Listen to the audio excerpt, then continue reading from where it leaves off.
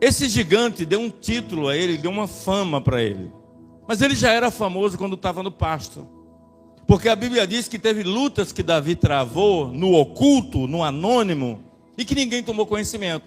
Mas aquela luta, quando foi pública, a luta do gigante, ele tornou notoriedade para Davi. Por exemplo, lá no pasto, Davi já havia matado leão, urso. Davi, dentro da sua casa, ele enfrentava os problemas do seus irmãos, que tinham inveja dele, mas isso ninguém percebia. Por quê? Porque não era público. Irmãos, hoje as pessoas querem ver as coisas públicas, e nem sempre o que é público é o mais importante para a minha vida, para a tua vida. Às vezes é aquilo que está em oculto, é aquilo que está no interior de cada um de nós, que só Deus sabe o que a gente está vivendo e presenciando no momento, é que talvez seja aquilo que a gente está lidando com maior dificuldade na vida.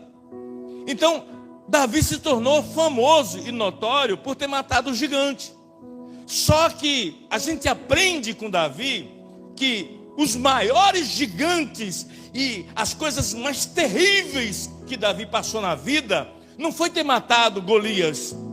Os gigantes que Davi estava para matar na sua vida eram muito maiores do que aqueles gigantes públicos que ele havia matado. As guerras públicas de Davi, as guerras notórias, as guerras que todo mundo sabia que ele vencia. Outro dia diz a Bíblia que as mulheres se juntaram todas e começaram a bater palmas, dizendo assim: Saul mata 1000, mas Davi mata 10.000. Ou seja, elas tomaram conhecimento que Davi tinha uma estratégia, tinha um coração, tinha uma unção de Deus e matava mais e era mais vitorioso do que Saul. Isso gerava em Saul inveja. Mas isso não é o caso hoje. Hoje eu quero falar um pouquinho dos gigantes interiores que nós temos.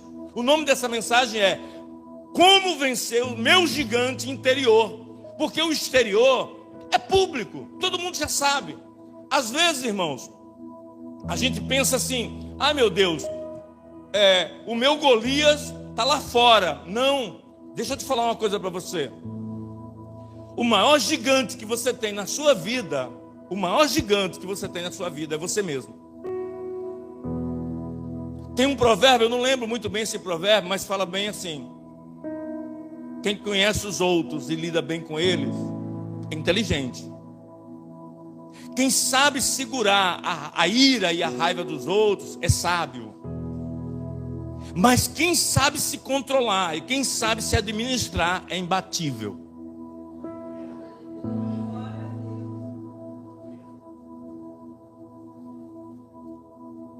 O que aconteceu? Depois que Davi matou o gigante, ele impera seu reino, ele está em pleno trono, no reinado. E aí ele foi lidar com os piores gigantes da vida dele. Sabe qual foi?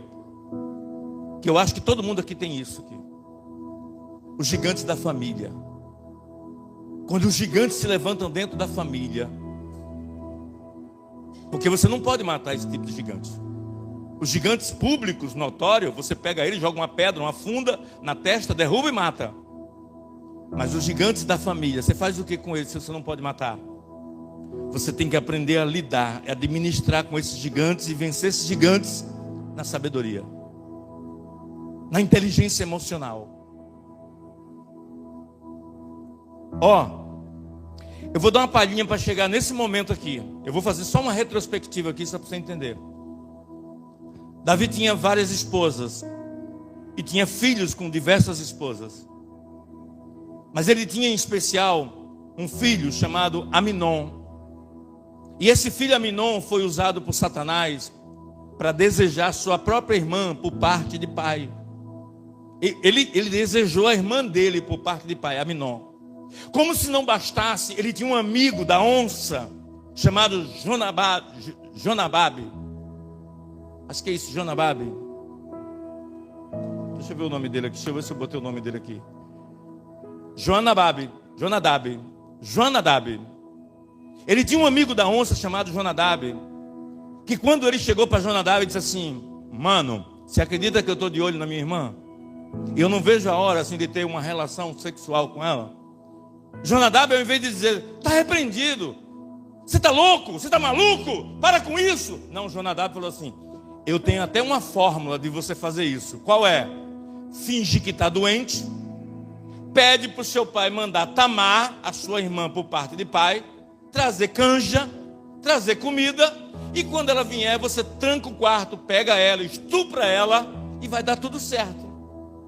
E o plano foi feito e foi executado dessa forma que eu te falei. Ligaram, mandaram chamar Tamar, pediram ao rei, dizendo: rei, o seu filho Aminon está doente, pede para que a irmã dele cuide dele. E a irmã dele foi lá para cuidar dele. Quando ela chega lá, ele tranca a porta, não quer comida, coisa nenhuma, estupra ela, e ela sai dali na vergonha, envergonhada, abatida. Só que essa moça, ela era ela era irmã de Absalão, o seu outro irmão por parte de pai e de mãe. E aí a Bíblia diz que as pessoas foram até Davi e disse assim: Davi, o seu filho Aminon fez uma coisa horrível, ele estuprou a sua outra filha. E aí Absalão, que era o irmão direto da vítima, disse assim: eu vou aguardar, ver o que papai vai fazer, ele é o rei, eu vou aguardar. E quando chegou ao conhecimento de Davi, Davi não soube o que fazer. Eis aí um gigante que ele não soube como matar. Um filho que acabara de estuprar a sua outra filha. Ele não soube o que fazer. Nessa hora, a sentença de Davi não saiu. Se fosse para um estranho, ele mandava apedrejar, mandava matar. Nesse dia, Davi se calou. Aí, Davi, para tirar por menos, que muitas vezes a gente faz isso, a gente procrastina as coisas, a realidade que a gente está vivendo, e a gente vai jogando os problemas lá para frente. É pior, irmãos, é pior. Tem hora que você tem que encarar a realidade. Diga para a pessoa: encare a realidade. Diga: faça o que for, mas resolva. Kátia, você pode falar para a irmã que está aí do lado, tá? Ela fala direitinho, tá? Ela é carne e osso. Amém, Kátia? Vamos lá. A Bíblia diz que Davi teve uma ideia. Já sei. Eu vou ficar calado e não vai acontecer nada. Só que aí Absalão toma as dores da sua irmã e foi até o pai e disse: pai, o senhor vai fazer alguma coisa? Porque se o senhor não fizer, eu mato meu irmão Aminon. Eu mato. Quando Absalão falou isso, Davi disse: eu vou pegar Absalão, que é o cara que está esquentado, que está com a cabeça fervendo, eu vou mandar ele embora. E levou Absalão para longe. Levou 2 anos, deixou Absalão 2 anos longe do reinado de Davi, para ver se ele esquecia. Mas a ferida de Absalão estava aberta. Absalão estava com ódio, com vingança do seu próprio irmão. E viu a inadimplência e a incompetência do seu pai não fazer nada. No mínimo um castigo, uma disciplina, sei lá, qualquer coisa. Mas Davi não fez nada. Absalão ficou 2 anos. E Davi, nos 2 anos, escuta bem essa, irmão. Nos 2 anos, Davi não visitou Absalão. Nos 2 anos, irmãos, sabe o que é que eu vejo aqui? Eu tenho, e muita gente aqui pode ter também. Os pais da gente têm um papel fundamental na formação do nosso caráter. E muitas vezes, dependendo do pai ou da mãe que a gente herda muita coisa. E uma delas é revoltas. Porque às vezes a gente ouve do pai, da mãe, palavras, coisas que a gente não queria ouvir. A gente queria ouvir de todo mundo lá fora, menos dos de casa.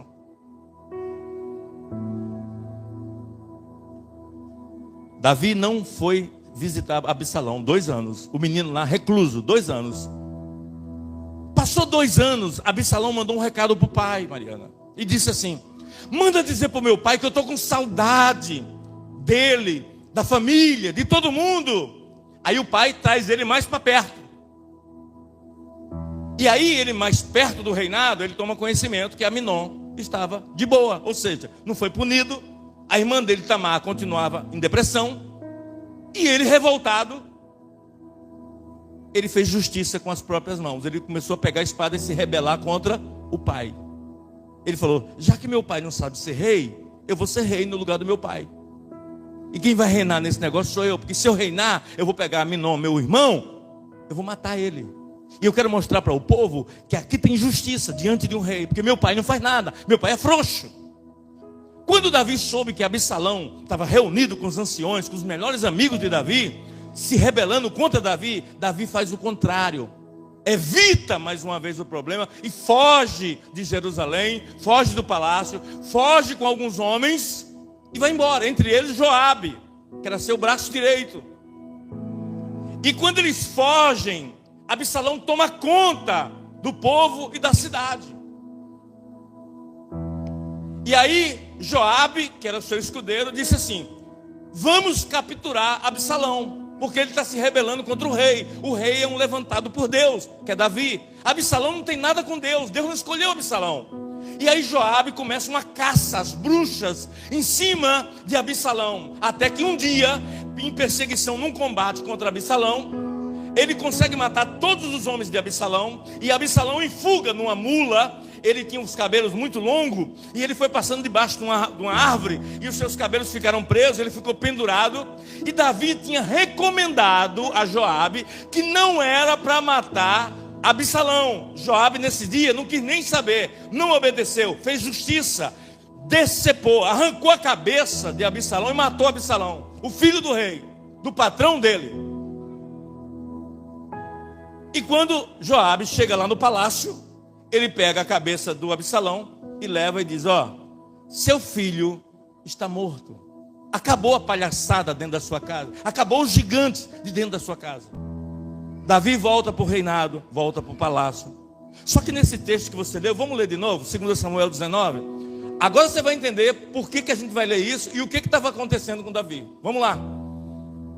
E disseram a Joabe, ó, foram contar para Joabe, o cara que matou o filho de Davi: o rei anda chorando e lastima-se por Absalão.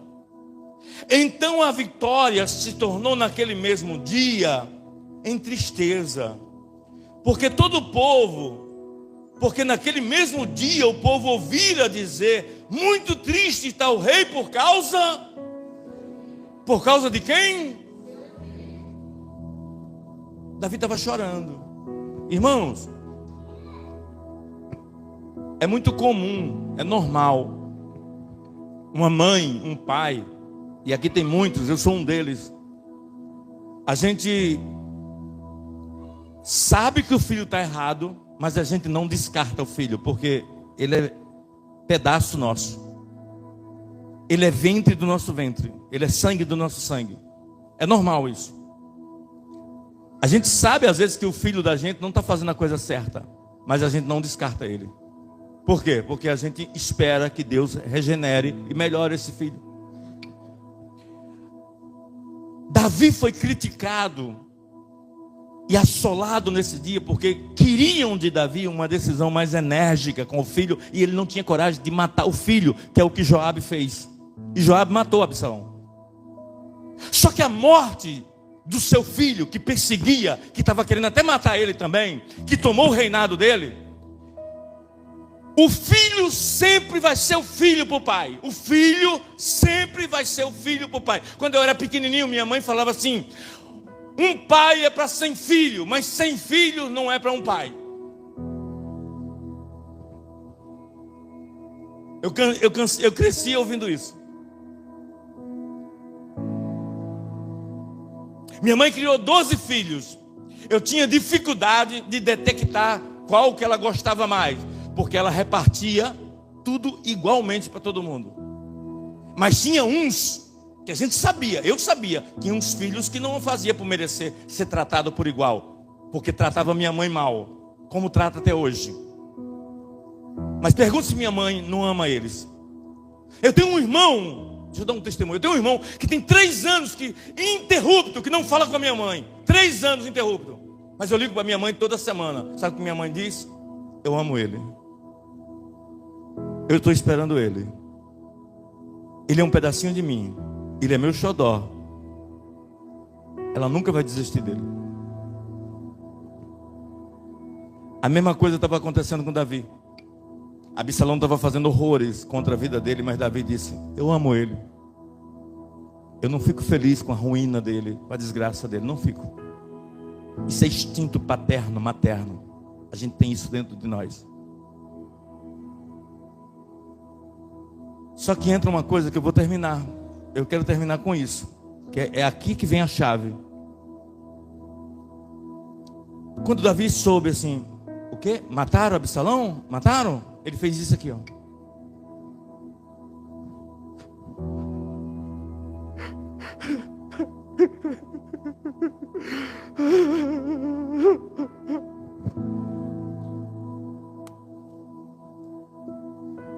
Joabe veio logo depois, bateu no ombro dele. Para o choro. Pode parar de chorar, pode parar. Vai para a varanda agora, senão eu e meu exército vai desertar você.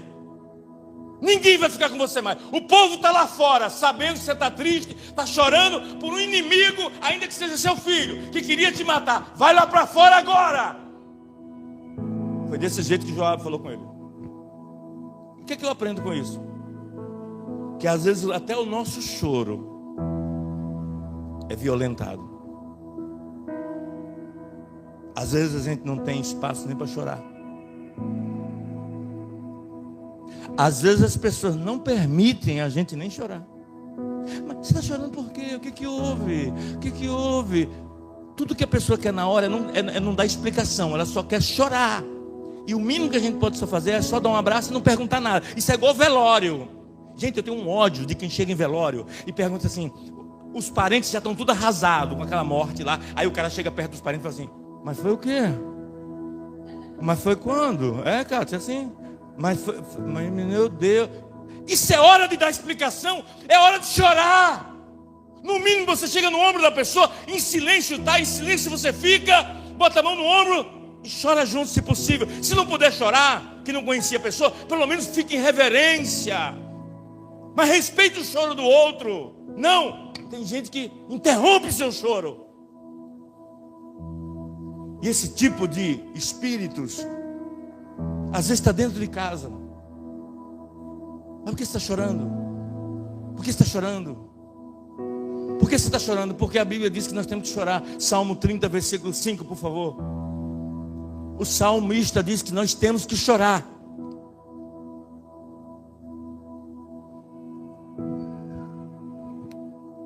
Porque a sua ira dura só um momento. Em seu favor está a vida. Agora vem a segunda parte. O choro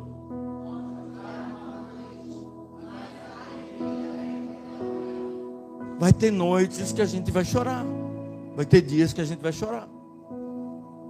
O que não é justo é quando a gente estiver chorando, as pessoas questionarem o nosso choro. Eu não estou dizendo que você não pode chorar, ou você tem que chorar a vida inteira. Eu não estou dizendo que as pessoas não podem perguntar. Eu estou dizendo que quando as pessoas sabem por que a gente está chorando,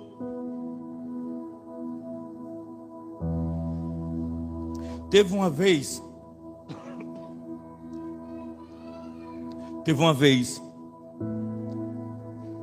que eu peguei a Karine, ela estava bem assim, do jeito que ela estava ali sentada. Vamos ver se ela lembra. Eu peguei no braço da Karine, peguei o Heraldo ali na porta. Eu falei, me bota no carro, assim, em pleno culto. Em pleno culto. Ninguém sabe disso, está sabendo em primeira mão agora. Em pleno culto.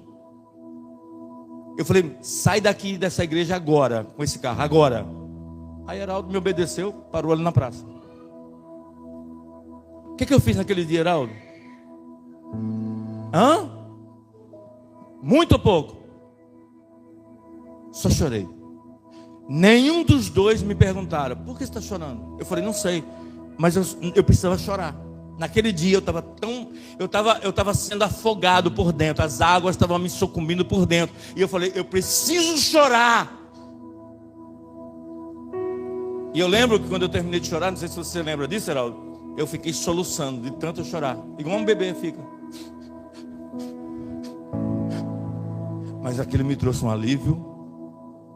Foi bom demais. E Joabe estava dizendo para Davi, não pode chorar. Não pode chorar. Volta, vem para a varanda. Sabe o que Davi fez? A Bíblia diz que ele pega a água,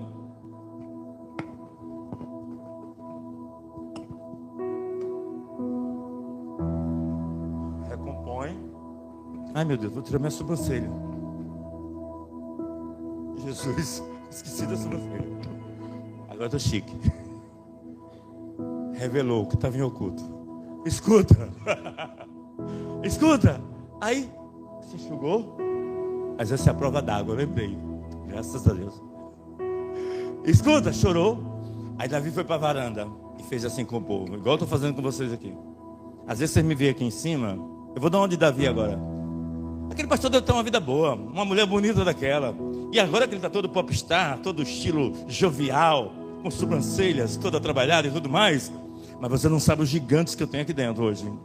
Aí Davi naquele dia fez assim, ó, só para satisfazer as pessoas. Levantou a mão e disse assim: paz esteja com todos. Aí o povo, uhul! O rei está de volta! O rei voltou! O rei voltou a se alegrar! A alegria voltou! Todo mundo com alarido! Mas o rei continuava destruído por dentro. Ele fez aquilo só para satisfazer as pessoas. Sabe qual é a lição que eu deixo? Encerro aqui agora a mensagem.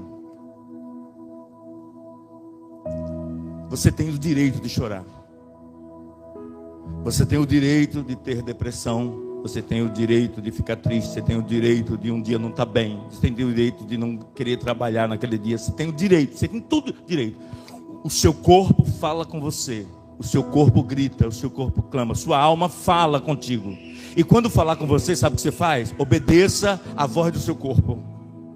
Porque às vezes o seu corpo está precisando de um choro. E se você não chorar naquela hora, sabe o que vai acontecer com você? Você vai adoecer. Você vai ter um troço. Depois que eu saí com o Heraldo e Karine, voltei normal. Mas eu arranquei uma caçamba de entulho, Jamil, de dentro de mim, assim. Eu arranquei de dentro de mim uma caçamba. Mas eu precisava chorar. Os maiores gigantes, coloca para mim 2 Coríntios 7, 5. 2 Coríntios 7, 5. Os maiores gigantes que você e eu temos, não é o que está fora, é o que está aqui dentro. Os maiores gigantes nossos moram aqui dentro de nós, do nosso interior. Porque, olha o que Paulo está dizendo. Eu vou encerrar com esse versículo. Porque mesmo quando chegamos à Macedônia, a nossa carne não teve repouso algum. Antes, em tudo, fomos atribulados. Por fora, temores. Por fora, temores. Vira para o irmão que está ao seu lado. Por fora, combate. Temores por dentro. Diga, você tem temores e tem combates. Fica de pé em nome de Jesus. As vozes. Agora deixa eu falar uma coisa para você. Nessa hora que você estiver fragilizado, o inimigo vai tentar de uma artimanha com você. Colocar vozes de que você vai perder, de que ninguém te ama na sua casa, que seu filho, sua filha, sua mulher, seu marido não tem consideração por você. Mas tem uma voz que é inconfundível, ela é única. É a voz de Deus. A voz de Deus, quando ela vem na hora do choro, na hora da dor, ela acalma.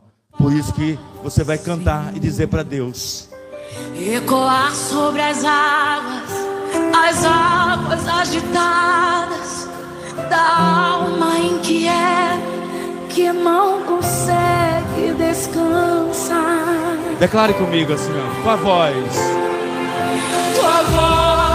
Senhor, fez surgir o universo. Tua voz, Senhor, é cheia de majestade. Ela aponta a direção, dissipa toda a confusão e traz luz na escuridão. eu preciso falar. Eu preciso calar Todas as vozes, menos a tua. Chora, meu irmão. Fica à vontade. todas as vozes, menos a tua. A tua. A tua. A tua. A tua. Oh, meu Deus. Se eu não te ouvir, eu morro. Se eu não te ouvir, eu pereço.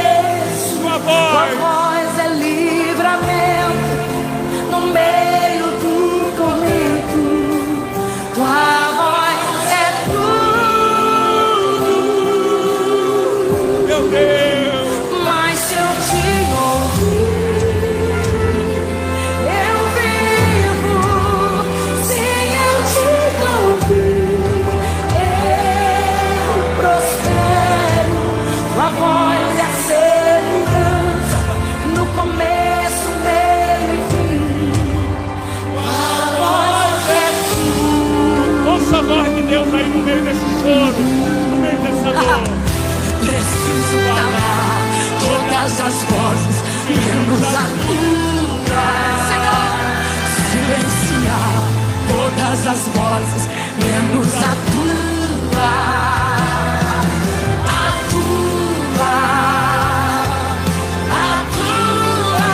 Se eu não te ouvir, eu morro. Se eu não te ouvir, eu pereço. Tua voz é livramento no meio do tormento. Tua voz é tudo. Mas se eu te ouvir, Eu vivo! sem eu te ouvir, Eu prossigo! eu prospero. Tua voz é segurança no começo, meio e fim. Agora, a voz de Deus é